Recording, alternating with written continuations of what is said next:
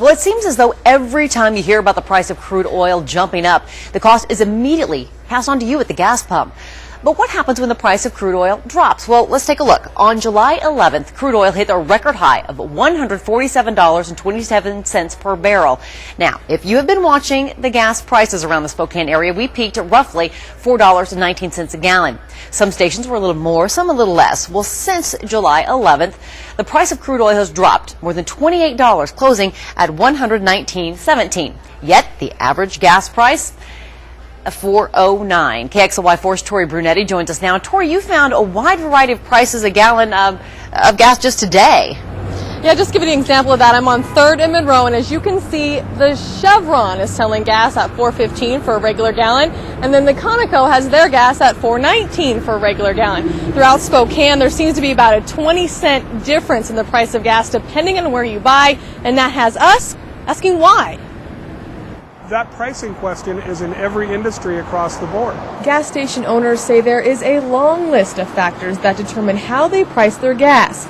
Credit card fees, sales tax, federal tax, delivery charges, and most importantly, what it costs them every day to open their doors. I've got 9 employees and their families to support here.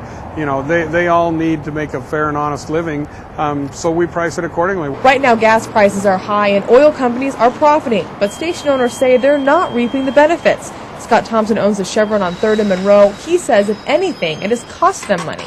You know, this market itself has had 6 that I can name that have gone out of business in the last, 60 days, just because the margins are not sufficient to sustain the amount of work and the amount of people that you have to employ to be open for convenience.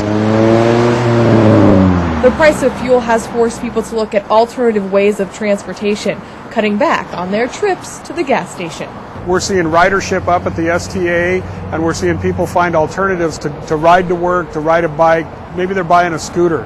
Who knows? They're clearly making some lifestyle changes to accommodate the increasing price of fuel. That's tough for a business dependent on the number of people they get to walk through their doors. You need a car wash, you need a store, you need, espresso or a deli or other items that supplement the gas. You can't make it on just selling gas. Convenience store owners have some tough decisions to make.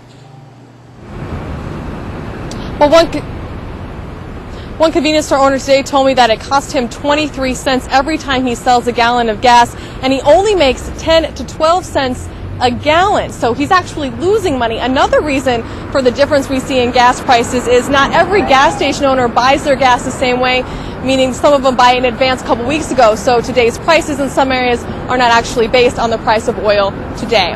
Reporting live in downtown Spokane, Tori Brunetti, KXLY4 HD News.